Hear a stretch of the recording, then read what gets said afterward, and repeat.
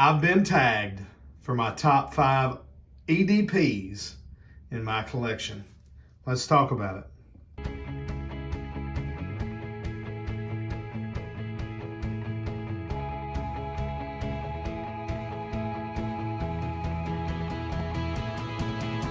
Hey Frag friends, welcome to another video from Proverbs 27:9 Fragrances. John here, and today I'm going to be fulfilling a tag from my buddy Tyler over at Simple Fragrances on the top 5 Eau de Parfums in my collection. If you would, go ahead and hit that like button, subscribe, make sure notifications are turned on, that way you're notified every time we upload the sweet smelling fragrance related content. It's been a few weeks. I've missed you guys, hope you've missed me.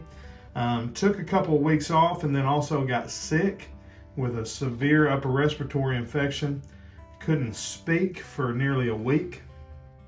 Back to feeling better.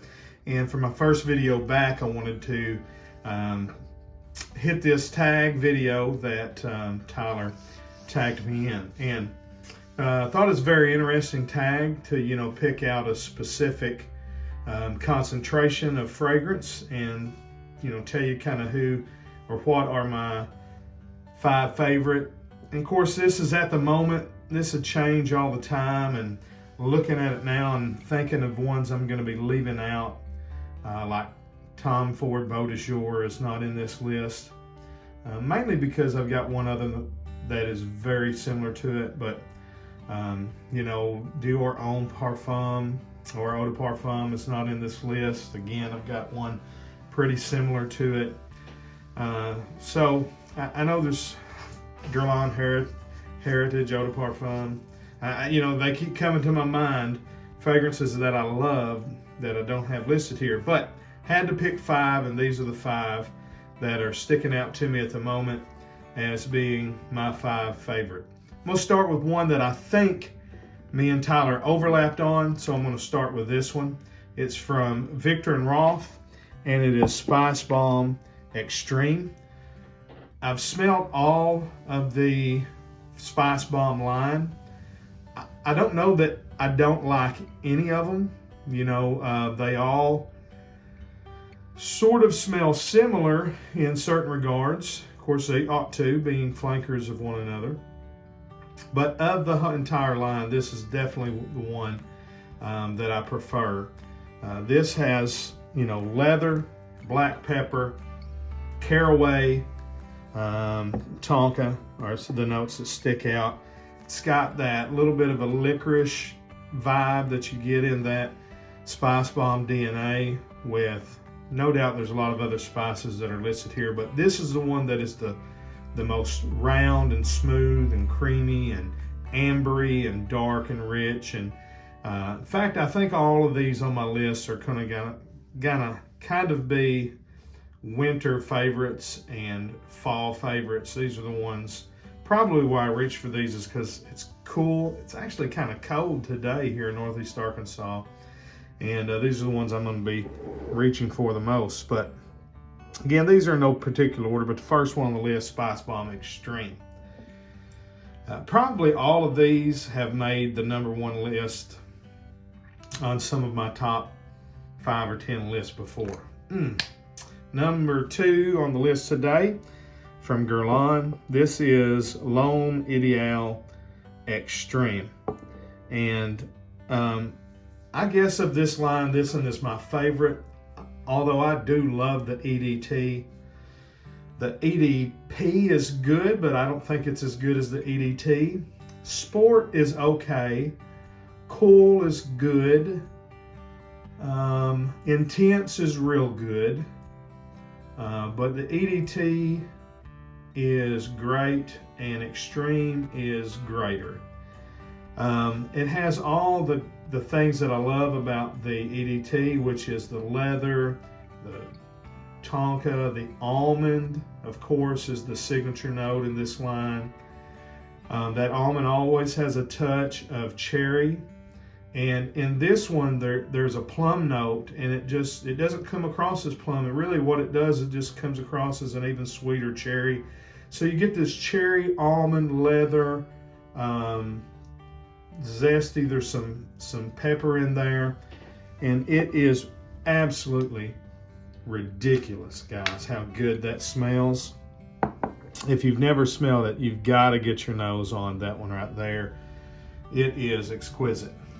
All right, third one here. Let me give you another familiar one, something that makes almost all of my top lists, unless it's like, freshy or something like that. And that is from the house of Zaharoff, and it is Signature Pour Homme. Again, I've had the majority of the fragrances from this line. I've got Signature Rosé, I've got Royale, I've got Royale, the Triple X version, or just Royale X version. Noir, Citrine. I'm trying to think, but of everything I've smelled, none of them to me has ever smelled better than the OG, the original. It is like, it's a barbershop fragrance, but it's much more than that. It's like a high class barbershop fragrance. We're talking, where you're going to go get $100 shave and a $300 haircut. High class, but then there's also these very resinous, familiar smells. It's church. It's all these great things. It's sweet. It's dark. It's resinous. It's smooth. It's a little soapy. It is just an absolute great signature scent. And I think it's blind buy worthy. This is one of those that, unless you just don't like anything that has a gentleman type vibe to it, like there's no funk to this one, there's nothing animalic, so there's nothing there that I think would absolutely turn you off. You may not absolutely love it. Like, for instance, the very first time I smelled this one, which I have done with many of my favorites, smelled it, I thought it was good, wasn't in love with it at first, stuck it in my drawer, excuse me. Come back, 6 months, a year later, smelled it and was like blown away. And so, there you go. All right, the next one up from the house of Bottega Veneta, and this is Pour Homme, and of course the Parfum. I may be cheating on this if it says Parfum. It says Eau de Parfum is the concentration, so I'm not cheating. This one here, the fir balsam, it is, pine, juniper, leather. Of course, Bottega Veneta is known for their leather. I've often said, if you've ever smelled the Eau de Toilette version of this, which is the one most people have because it's cheaper and it's easier to find, if you smell that one, and particularly if you like that one, and then you get this one, it's going to blow your socks off of you. I'm talking about your lumberjack wool socks are going to be blown off, because it's the difference in going between watching a TV in black and white and watching a TV in 4K. It is so much brighter and more vibrant, and it just, everything is turned up to 11. This is, you're standing out in a forest with a black leather jacket on. It's cool, or cold, it's brisk. The pine trees and the fir trees have been cut all around you, and you're just standing there like a man in the woods, wearing some of those high-def sunglasses, and everything looks so bright that, you gotta wear shades. All right, here's my last one, fifth one here. A new acquisition to me, but I've had 10 ml decants of this in the past. It's from Valentino, and this is Uomo Intense. So this is the answer to Dior Homme, and we're talking about the original, not the Dior Homme 2020, but the old Dior Homme line, Dior Homme Intense. What Valentino did was they took that iris, and instead of going lipstick wax, they went powder, okay? And iris can do different things. It can be waxy, it can be powdery, it can be, I don't know, in Givenchy Gentleman, to me, it's a little funky. This one goes powdery with the iris. You've got the leather. You've got some sweet tonka. There is some mandarin at the top, so it comes out a little bit fresh, a little leathery, really well blended, soft. Where this one's more of a harsher black leather, this is more of a soft, supple.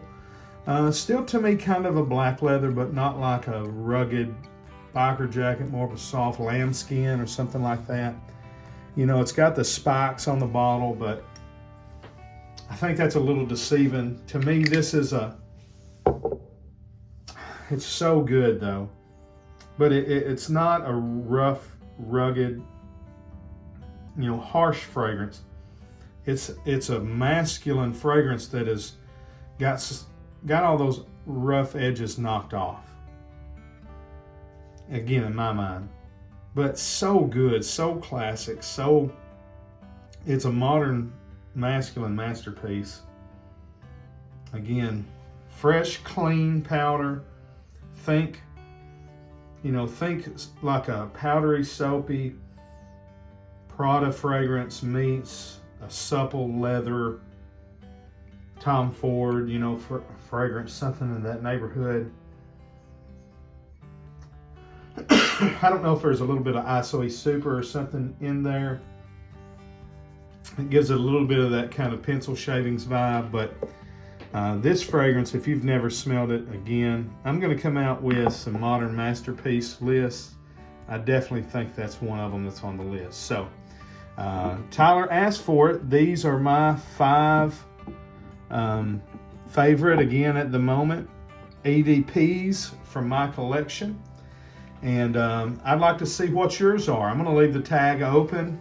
Haven't had much success getting folks to respond to my tags, so that's okay. I'm not well known amongst the other reviewers. I've got a couple of reviewer friends, and I appreciate the back and forth that we have. So I'm going to leave this tag open. If you're a reviewer and you want to make a tag video, I'm tagging you. Please, mention me in this channel as where you saw it. But if you're just a frequent watcher of this channel, I'd like to see yours down in the comments. Let me know what your favorite EDPs. If you don't want to list, 5, just list, your top 2 or 3 or top 1. Or, put 10 down. Stick a thumbs up. I don't care. Just leave me a comment because that'll help get the video in front of more folks. Till we see you down the road, as always, we say God bless. Frag on, Frag fam.